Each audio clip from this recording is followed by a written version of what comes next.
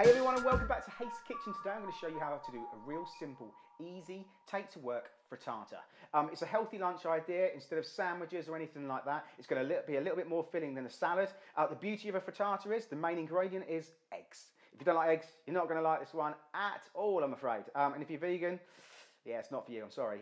So, main ingredient being eggs. You can do these thin or thick, depending on how you want it. I like this to be more like a pizza sort of slice, so I'm going to do these thin.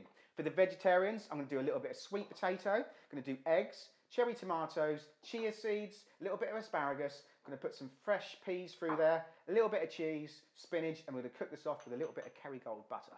Now, for the meat eaters, I'm going to do some ham, cooked off new potatoes. We've got our eggs again, some green beans, some spring onion, again a little bit of spinach, and that's it. So let's get cooking. Grab yourself a bowl. I'm going to use about 6 eggs per frittata, and that's going to last you for it's going to be about 7 or 8 slices, so it's going to be a good amount of lunch throughout the week. Each slice is probably around 230 calories to give you an idea, so they're not bad for you in any way at all. If you want to do a breakfast frittata, swap this out and do some sliced sausage in there, bacon, or maybe a little bit of avocado goes in there quite well as well. The only thing with avocado is once it's cooked, you want to be eating that within 1 to 2 days. Otherwise, it just browns off slightly as well. So you've got your 6 eggs. Into that, I'm going to add a little bit of seasoning, so a little bit of salt, a little bit of pepper, and the main weapons that you want for this. Now, I get asked constantly why things stick to a pan. It's a simple thing. You've got a rubbish pan. Get a decent non-stick pan. I can't stress that enough. If you don't have a non-stick pan, everything's going to stick. So if you do pancakes, it's going to stick. If you do frittata, if you do omelette, it's going to stick. Decent non-stick pan is going to last you forever.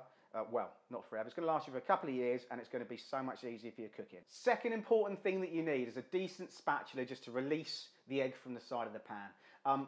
I don't know why I've got a pink one. The wife bought me this. Not sure what it's trying to say. But anyway, little pink spatula, or whatever colour you choose. So you mix up your eggs, first of all, and then you get off with your main ingredients. You want to cook them through just slightly. So for things like asparagus, peas, tomatoes, even your ham, your new potatoes, your sweet potatoes, you sweat them off just slightly just to get them a little bit cooked through. Then you can put it all in one dish at a time.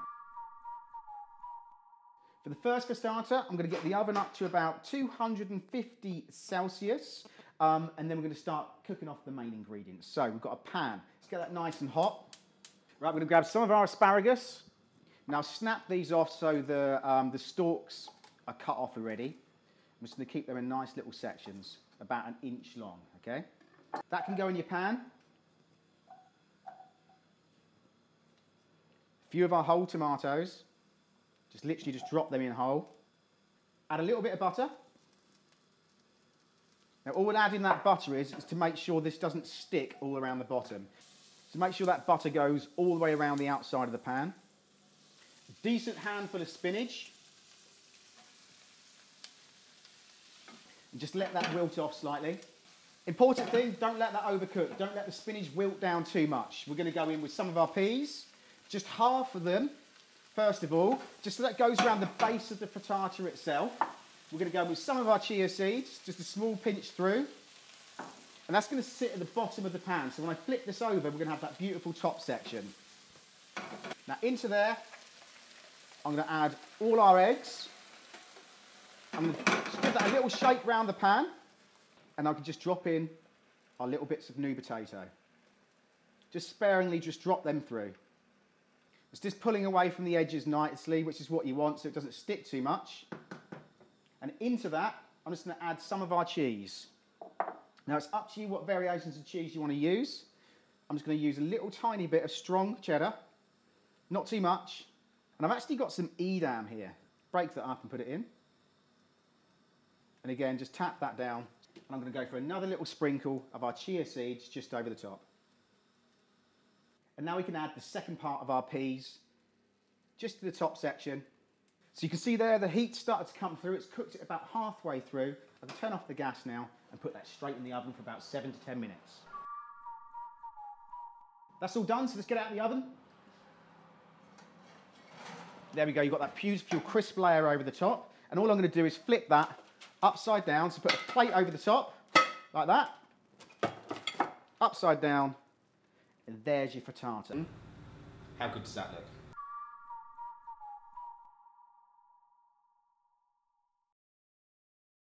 So there we go, 2 easy frittatas. I'm just going to take a section of one of these. Now you can let these cool down if you want and have these cold. I quite like them hot. Ideal with a bit of salad. You can see all those lovely ingredients as well. I'm going to do exactly the same with our vegetarian option. This one's just slightly thicker. So there we go, 2 simple frittata dishes. We've got a vegetarian option, we've got our meat eaters high protein version with new potatoes, we've got some ham, spinach, we've got some green beans in there, some spring onion, obviously the egg, and then our vegetarian, we've got our tomatoes, peas, our beautiful asparagus going through there as well. If you recreate any of these, can you please hashtag me at Haste Kitchen? I love seeing your different variations. And if you want to do one with completely different ingredients, like a breakfast one, a lunch one, a dinner one, smoked salmon, trout one, whichever you recreate, send me a picture, Haste Kitchen, as I say.